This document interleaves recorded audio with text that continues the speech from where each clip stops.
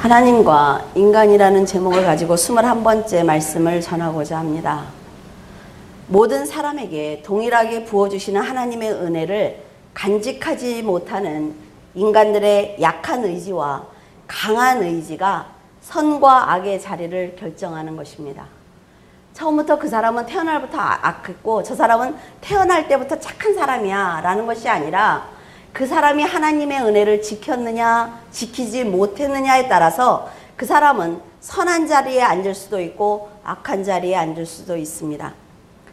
하나님의 말씀대로 살겠다는 결단과 그 결단을 지키지 못하는 차이가 선한 길과 악한 길로 갈라진다는 것입니다.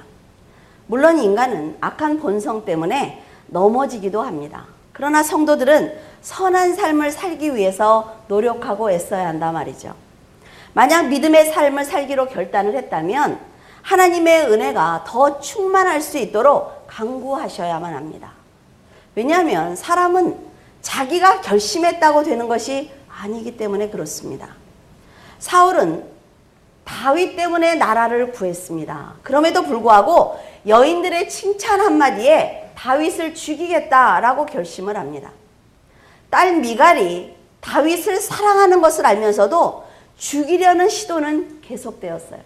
그런데 블레셋에 가서 포피를 200개를 가져오는 전공을 다윗이 다시 세우자 이제는 신하들에게 말하기를 다윗을 죽여버려라 라고 명령을 내립니다.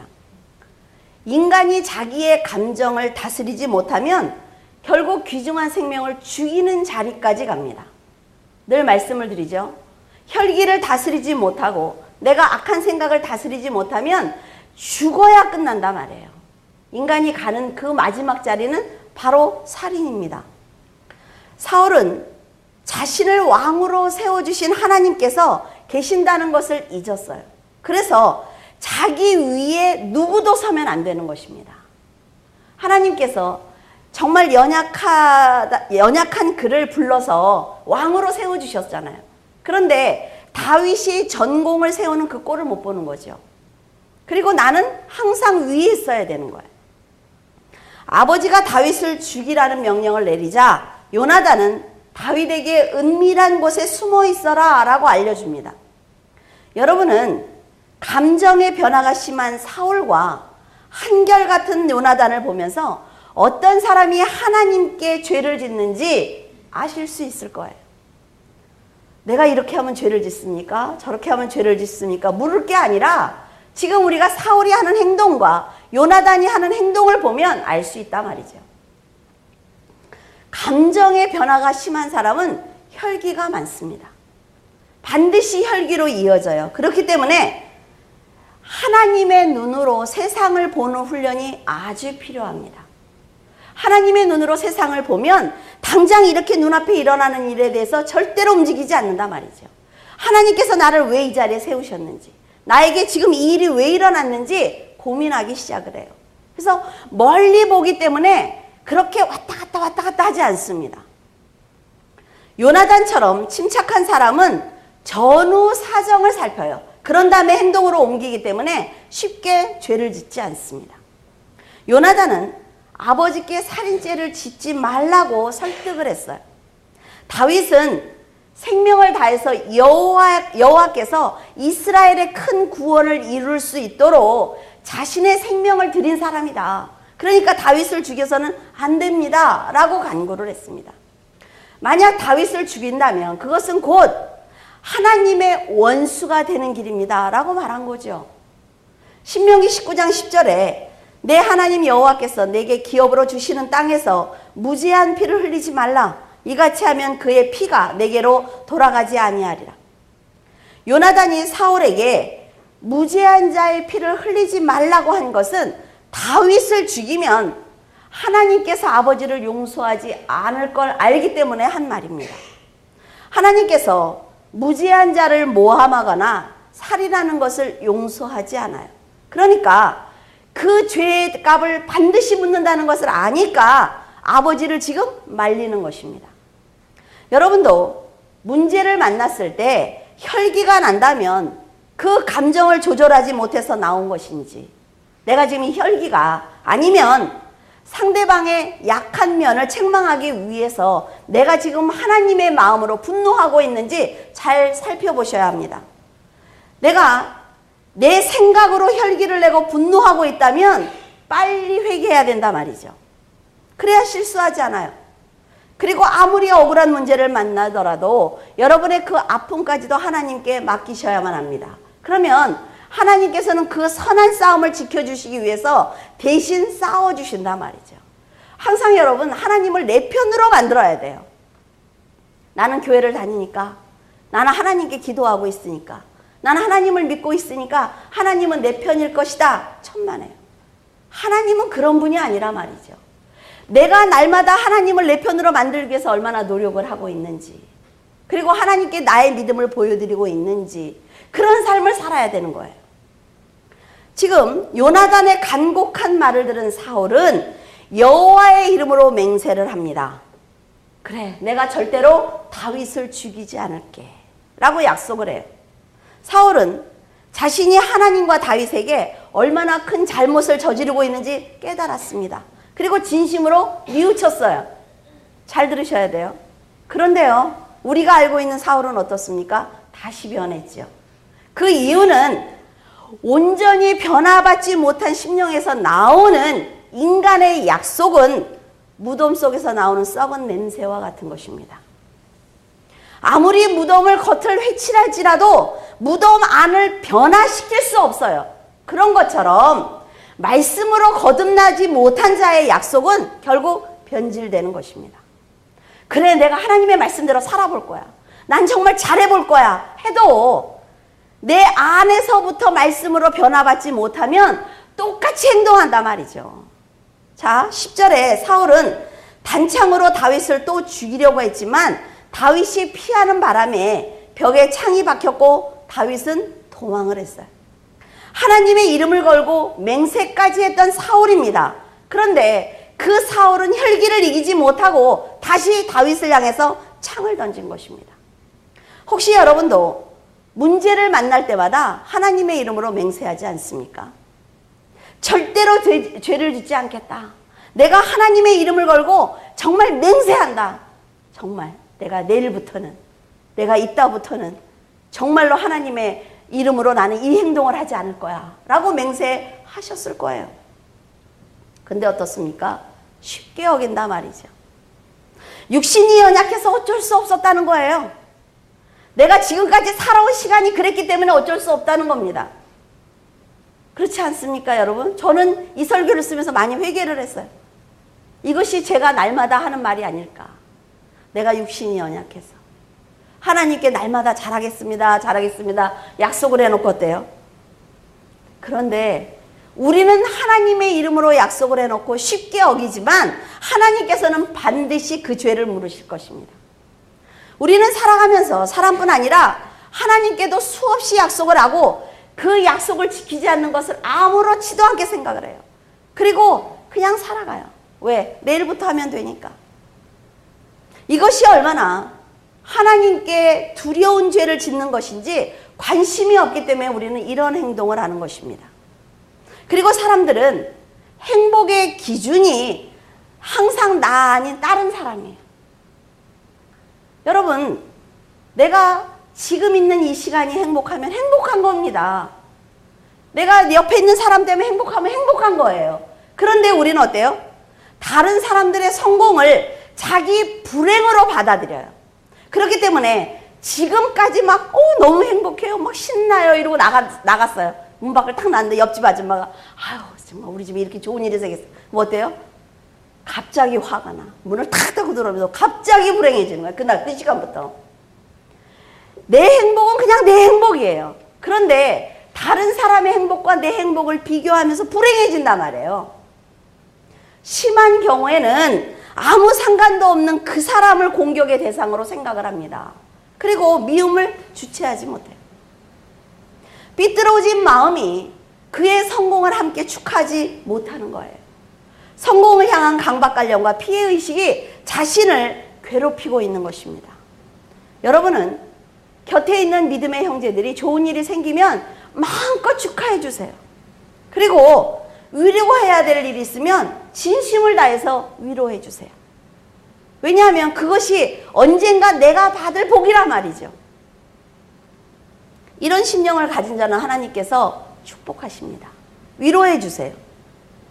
사울은 다윗을 죽이고 싶어서 창을 던졌어요. 물론 다윗이 피해서 맞지는 않았습니다. 그러나 그 행동 자체는 뭐예요? 살인입니다. 하나님께서 주신 10계명 중에 6계명에 살인하지 마라 라는 말씀이 있습니다. 우리는 쉽게 그 얘기를 하죠. 아유, 그냥 죽여버릴까 보다. 죽었으면 좋겠어. 이런 말을 자주 하잖아요. 이게 뭐예요? 살인입니다. 사람의 생명을 빼앗는 건 분명한 살인이에요. 그런데 사울처럼 다윗을 죽이려는 마음을 가진 건 역시 살인입니다. 그래서 저는 한번 그런 적이 있습니다. 할머니들이 정말 막 허리가 기역자예요. 너무 힘들게 걸어가시더라고요. 그래서 제가 이렇게 보면서 그냥 빨리 가시면 편하겠다. 이런 생각을 했어요. 그랬더니 그때 하나님 그러셨어요. 살인하지 마라. 저 사람의 생명은 내 건데 네가 왜 저 사람이 빨리 갔으면 좋겠다? 아니면 좋겠다? 그 얘기를 왜 하느냐는 거예요. 그런 무심코 던지는 말들이 하나님 앞에는 얼마나 큰 죄인지 모릅니다. 다윗의 생존과는 상관이 없이 하나님께서 보실 때 사울은 이미 살인죄를 지은 거예요. 마태복음 5장 28절에 나는 너희에게 이르노니 음욕을 품고 여자를 보는 자마다 마음에 이미 간음한 것이다 라는 것입니다. 행동과 상관이 없어요. 하나님은 마음의 음욕을 품은 그 자체로 간음을 했다는 주님의 말씀은 하나님의 법이 사람의 법 위에 있다는 것을 알 수가 있습니다. 사람의 법은 어때요? 몇 시에 그랬습니까? 누가 봤습니까? 사진을 찍었습니까? 간음하는 거 사진을 언제 찍어버려요? 계속 그런 걸 물어보잖아요. 그게 없으면 증거 불충분. 하나님은 그렇지 않단 말이죠. 마음에 이미 품으면 그거는 살인이고 그건 도적질이고 그건 거짓말이라는 거죠. 여러분의 마음에 만약 미움이 있다면 그 미움이 성장해서 살인죄를 지을 수 있기 때문에 하나님께서는 처음부터 미워하지 말라는 거예요. 여러분 복수가 뭡니까? 복수는 내가 당했으니까 너도 똑같이 당해라는 거거든요. 그러면 사람이 복수를 하다 보면 더 잔인해지게 돼 있어요. 그 사람이 죽어야 끝나는 겁니다. 그러니까 하나님이 복수하지 말라는 거예요. 그 복수를 나한테 맡기라는 거죠. 너는 그냥 편안하게 살고 있어. 언젠가는 그 사람이 어떤 죄의 벌을 받았는지 내가 너에게 알려줄게. 이게 하나님의 방법입니다. 그러니까 성도들은 그냥 편안하게 살고 있으면 돼요. 그 사람한테 복수하려고 쫓아다니지 말란 말이죠. 그 아까운 시간. 예수님 때문에 거듭난 마음을 새 부대라고 말씀을 하셨어요. 그곳에 진리의 말씀인 새 포도주로 채워라 라고 말씀을 하셨죠. 그러면 우리가 새 부대를 갖기 위해서는 어떻게 해요? 지금까지 갖고 있는 걸 다 버려야 된단 말이에요. 그래야만 새 부대를 가질 수 있어요. 하나님이 주신 마음, 하나님이 주신 진실된 믿음, 이거를 우리가 갖고 있어야 말씀을 주면 어때요? 새 포도주를 그 안에 가득 채우는 겁니다. 자, 여러분, 물이 이렇게 있으면요, 여기까지 꽉 차야 다른 물을 못 보여요. 한 방울만 보도 어때? 탁 흘러버리죠. 하나님의 말씀으로 꽉 채우고 있으면 세상이 들어갈 틈이 없습니다. 하나님이 원하시는 성도의 마음은 바로 이거라 말이에요. 그런 심령을 도구로 쓰시겠대요. 그러면 여러분의 심령은 지금 도구로 사용될 수 있습니까? 사울처럼 세상의 권세를 가진 왕이라 할지라도 하나님의 뜻대로 살지 않으면 결국 하나님의 심판을 받게 되어 있습니다. 그를 도구로 사용하실 수가 없단 말이에요. 그래서 버리시는 거예요. 하나님의 손으로 택해서 세운 사울 왕입니다. 그런데 이제 하나님이 그 왕을 패하시겠다는 거예요. 버리겠다는 것입니다. 세상에서 데려가시겠다는 거예요. 여러분, 하나님이 우리를 지금 부르시고 성도로 세워도 우리가 하나님의 뜻대로 온전히 살아들이지 못하면 사울의 자리에 우리도 앉을 수 있다는 얘기를 하고 있습니다. 시편 59편은 다윗이 지금 이 사울의 창을 피했어요. 피해서 아내인 미갈의 집에 왔습니다. 왔는데 사울이 너무 화가 났잖아요. 그래서 다윗을 죽이라고 그 집에 부하들을 보냈어요. 그래서 그 집을 지금 이렇게 포위하고 있습니다. 그 안에서 다윗이 한 기도가 시편 59편이에요. 하나님께 이 위급한 상황에서 나를 구해달라고 기도하고 있는 것입니다. 이 기도를 하고 있는 다윗에게 미갈이 창에다 줄을 내려서 빨리 도망치라고 얘기를 합니다. 긴박하게 돌아가는 이 상황에서 다윗은 사람을 의지하지 않았어요. 내가 어떻게 하면 도망갈 수 있을까? 가 아니라 하나님의 은혜를 간절히 바라면서 기도를 드린 것입니다. 지금 실제로 있던 사건을 여러분에게 말씀을 드리는 거예요. 그 이유는 우리도 할 수 있다는 것입니다. 시편 59편 1절에서 2절에 나의 하나님이여 내 원수에게서 나를 건지시고 일어나 치려는 자에게서 나를 높이 드소서. 악을 행하는 자에게서 나를 건지시고 피 흘리기를 즐기는 자에게서 나를 구원하소서. 다윗은 자신을 보호해 주실 분은 오직 하나님밖에 없다는 것을 알고 있습니다. 사방을 둘러보아도 길이 보이지 않아요. 우리들의 인생길에도 그럴 때 있지 않습니까? 아무리 둘러보아도 나를 도와줄 사람도 없고 돈도 없고 힘도 없고 이럴 때 하나님은 우리를 보고 계신단 말이죠. 다윗은 원수를 긍휼히 여기지 말아달라고 지금 기도하고 있습니다. 다윗의 기도가 너무 재밌어요. 시편 59편 4절에 내가 허물이 없으나 그들이 달려와서 스스로 준비하오니 주여 나를 도우시기를 깨어 살펴주소서. 다윗은 지금 자기가 허물이 없는 무죄한 자입니다 라고 말하고 있어요. 자신은 죄가 없다고 하나님께 당당하게 기도할 수 있는 것으로 보아서 그가 지금까지 어떤 삶을 살았는지 우리는 알 수 있습니다. 얼마나 하나님의 뜻대로 살기 위해서 애를 썼을까? 어떻게 인간이 죄를 안 짓겠습니까?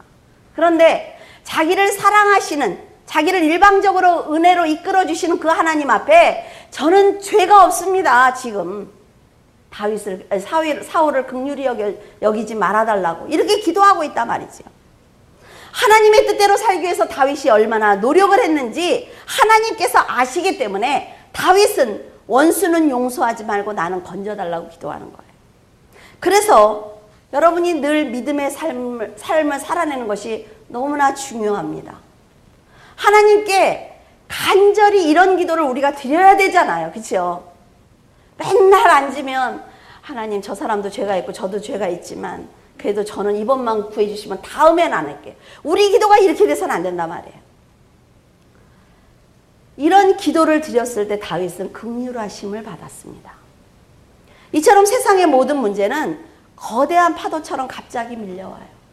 그런데 긍휼하심을 받은 자는 하나님의 크신 손으로 언제나 건짐을 받을 수가 있습니다. 시편 59편 16절에 나는 주의 힘을 노래하며 아침에 주의 인자하심을 높이 부르오리니 주는 나의 요새시며 나의 환난 날의 피난처심이니이다. 이 고백이 바로 다윗의 신앙입니다. 얼마나 멋있는지 몰라요. 다윗이. 현실은 지금 사울이 보낸 신하들이 자기를 둘러싸고 있습니다. 자기를 언제 죽을지 몰라요. 그런데 다윗이 뭐라 그래요? 하나님께서 나에게 은혜를 주셔서 내가 살아날 걸 믿기 때문에 내일 나는 아침에 주님을 찬양하며 하나님의 능력을 찬송할 것입니다. 하나님은 분명히 나를 도와주실 것입니다. 그래서 내일 아침에 나는 살아서 하나님께 이렇게 찬양할 걸 믿기 때문에 감사합니다. 대단하잖아요. 하나님께서는요, 다윗의 산성이 그래서 되어주시는 거예요. 피난처가 되어주시는 것입니다. 다윗이 완전한 확신을 가지고 하나님 앞에 간구했기 때문에 하나님은 그 감사 기도를 들어서 역사하셨단 말이에요. 다윗은 미갈의 도움으로 그 집을 무사히 빠져나왔어요. 사무엘은 라마 나요트에 있었습니다. 거기는 선지 생도들과 함께 있는 기숙사와 같은 곳이에요. 사울은 지금 다윗이 사무엘에게 갔다는 것을 알았습니다. 그래서 그 나요트로 사람들을 보냈어요. 이곳은요, 생도들이 사무엘과 함께 기도하고 말씀을 듣고 배우면서 충만한 곳입니다. 그러니까 사울이 보낸 부하들이 거기에 도착을 했을 때 생도들의 그 충만함과 더불어서 함께 예언을 하는 거예요. 여러분, 물줄기 교회 안에 사람들이 들어왔을 때 여러분들의 충만함을 통해서 들어온 사람들이 말씀을 너무나 사랑하고 말씀을 함께 배우려고 애를 쓰고 하나님의 뜻을 아는 역사가 반드시 일어나야 합니다. 그것이 올바른 신앙이라 말이죠. 우리가 올바른 신앙을 가졌느냐 못 가졌느냐에 그것이 어떻게 드러나느냐, 들어온 사람들이 말씀을 가지고 살아보려고 애를 쓰느냐 아니면 아니냐. 지금 봐요. 사울이 그 얘기를 듣고 또 부하를 보냈어요. 그랬더니 그 부하들도 와서 함께 또 예언을 합니다. 그래서 세 번째 또 보내요. 그러니까 세 번째 온 부하들도 또 예언을 하는 거죠. 그러니까 사울이 분노했어요. 그래서 내가 직접 가겠다. 그래서 사울이 직접 왔습니다. 근데 그가 어때요? 예언하기 시작을 했어요. 사울은 입고 있던 그 왕의 옷까지 다 벗어버리고 예언을 했어요. 과연 성경은 무엇을 말하고 싶어서 사울이 보낸 부하들과 사울까지 다윗에게 악한 말 한마디도 못하고 예언만 했다 이렇게 말하고 있는 거예요? 그것은 하나님의 능력이 그들을 덮자 악한 자들이 선한 자에게 아무것도 할 수 없다라는 것을 지금 보여주는 것입니다. 세상 사람들 두려워하지 말라 말이죠. 사탄 두려워할 거 없다 말이에요. 왜? 하나님 안에 여러분들이 온전히 서 있으면 해코자 하는 모든 사람들은 또 사탄이나 하나님이 다 막아주신다는 거예요. 사울이 왕의 자리에 있는 것 역시 하나님의 은혜다라는 것을 지금 우리에게 얘기하고 있는 것입니다. 우리는 여기서 아주 중요한 하나님의 섭리를 하나 발견하게 됩니다. 하나님께서 허락하시면 악한 자이든 선한 자이든 상관없이 하나님께 찬양하고 기도하며 예언한다는 거죠. 자, 사울과 부하들은 하나님의 은혜를 덧입어서 예언을 했습니다. 그러면 하나님의 놀라운 섭리를 깨닫고 돌이켜야 하는 것 아닙니까? 아무리 하나님께 찬양을 하고 예언을 하고 말씀을 들어도 지금 이 사람들 어때요? 다시 그 자리에 가서 앉았단 말이에요. 만약 이들이 함께 예언을 하고 하나님의 역사를 보면서 내가 돌이켜야지 라고 했다면 하나님은 그들에게 은혜를 주셨을 것입니다. 그 생도 중에 한 명처럼 만들어 주셨을 거예요. 하나님의 은혜가 임하자 사울은 스스로 입었던 왕의 옷을 벗었습니다. 그리고 하나님의 뜻을 전했어요. 다윗을 향한 증거도 놓았습니다. 하나님의 은혜를 덧입으면 세상을 향한 욕심을 자신도 모르게 놓는 것입니다. 은혜를 잊지 못하고 세상의 욕심을 놓지 못하는 자는 살인을 갖고 있는 거예요. 살인하고 싶은 마음을 갖고 있는 거죠. 내가 지금 세상을 향해서 계속 가고 싶으냐, 아니면 이 마음을 안에서 놓지 못하겠다라고 여러분이 생각을 한다면 뭐예요? 지금 사울과 같은 자리에 있는 거예요. 여러분께서는 지금 어떤 옷을 입고 계십니까? 하나님의 은혜로 덧입은 긍휼하심인지 아니면 세상을 향한 욕심인지 살펴보시고, 긍휼하심이라면 하나님께 더 많은 은혜를 간구하시고 욕심이라면 스스로 벗어버리기를 바랍니다. 세상의 왕인 사울도 하나님을 섬기는 사무엘 앞에서는 악을 행하지 못했습니다. 다윗에게 저주의 말이나 행동을 하지 못했어요. 하나님께 은혜를 받은 사무엘의 능력이 악한 자의 행동을 막은 것입니다. 얼마나 부러운지 몰라요. 그렇다면 자, 한 가지 묻겠습니다. 여러분을 만나는 사람들은 여러분과 함께 있을 때 어떤 행동을 합니까? 어떤 사람이든지 나를 만나면 거룩해져. 성경 얘기를 해. 함께 하나님을 논하고 하나님을 기뻐하고 하나님을 찬양하고 변화받아요? 아니면 여러분들이 그 사람들을 따라합니까? 하나님이 여러분들에게 질문하셨다고 생각을 하시고 이따 기도할 때 한번 생각을 해보세요. 나를 만나는 사람들은 어떤 행동을 하는지, 내가 그 사람들을 따라하는지, 아니면 그 사람들이 나를 따라서 하나님 안으로 들어오는지. 지금 사무엘은 너무나 멋진 일을 해내고 있단 말이죠. 하나님께서는 지금 사울이 예언하는 이런 상황을 만드시면서까지 다윗이 드렸던 시편 59편의 기도를 응답하시기 위해서 노력하고 계신단 말이에요. 여러분들이 하는 그 기도를 듣고 세상을 움직여서 세상의 왕인 사울이 예언하는 그 상황을 만들어서 지금 다윗의 기도를 응답하고 계십니다. 다윗을 죽이겠다고 찾아온 사울이 하나님의 강권적인 역사로 잠시 변했어요. 그러나 그 믿음은 참 믿음이 아닙니다. 교회에 나와서 금요 예배 때 내가 울고불고 했어요. 근데 일주일 동안 세상 사람하고 또 똑같이 살아. 그러면 그 울음은 하나님이 보실 때 뭘까요? 그렇죠? 여러분들이 한번 생각을 해보세요. 하나님께서는 사울이 은혜에 사로잡혀 있는 한 다윗이 안전하기 때문에 사울에게 일시적인 은혜를 주신 것입니다. 너무 멋지지 않습니까? 하나님이 한 영혼을, 다윗이라는 사람 하나를 살려내기 위해서 세상을 움직이고 계십니다. 이 사건을 통해 하나님께서 성도를 지키기 위해서 얼마나 다양한 방법을 사용하시는지 알아야 된단 말이죠. 이 세상에 나가면요, 우리는요, 이 세상을 볼 수 없습니다. 우리같이 힘이 없는 사람들이 뭐를 해요? 그러나 하나님께 맡기면 하나님이 위해서 하나님의 눈으로 세상에서 우리가 나갈 수 있는 길을 열어주신단 말이에요. 그것이 기차를 타고 가는 것인지 자가용을 타고 가는 건지 배를 타고 가는 건지 우리는 모르지만 하나님이 너무나 다양한 방법으로 우리 인생을 이끌어 가시는 것입니다.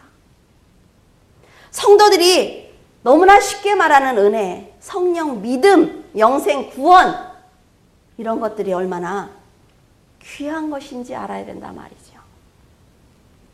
이 모든 것이 여러분 안에 있으면 두려울 것 없습니다.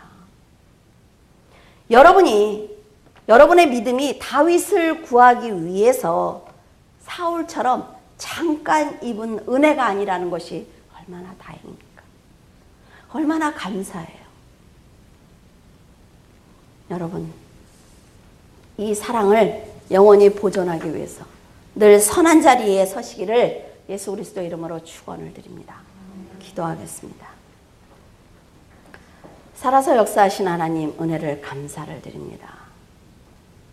아버지 하나님, 사무엘이 다윗이 피해왔을 때 그 마음이 얼마나 안쓰러웠겠습니까? 생도들 가운데 다윗을 두면서 하나님께서 기름 부어 세운 큰 그릇인데 그 작은 그릇인 사울에게 쫓겨다니는 그 모습을 보면서 사무엘은 많이 아팠을 것입니다. 하나님, 물줄기 교회의 귀한 성도들, 하나님께서 말씀을 주시고 진리 안에 세워주신 것 분명히 이유가 있을 것입니다. 하나님 아버지께서 귀한 성도들을 지켜주시옵소서. 한 영혼 한 영혼을 위해서 기도할 때마다 얼마나 안쓰러운지 모릅니다. 하나님께서 세워주시고 싶은 자리, 하나님께서 주시고 싶은 은혜, 그 모든 것들이 있는데 당장 눈에 보이지 않는다고 세상을 향하고 있는 성도들의 모습을 바라볼 때 하나님 마음이 얼마나 아픈지 모릅니다. 아버지 하나님께서 귀한 성도들에게 직접 깨달을 수 있도록 도와주시옵소서. 사울에게도 예언의 능을 주시지 않았습니까? 아버지 하나님, 귀한 성도들에게 아버지의 음성을 듣게 하시고 하나님께서 자신들에게 무엇을 원하시는지, 하나님께서 어디까지 이끌기를 원하시는지 스스로 깨닫게 하시며 겸손한 자, 긍휼을 받는 자, 하나님의 인도하심을 받는 자로 살아갈 수 있도록 도와주시옵소서.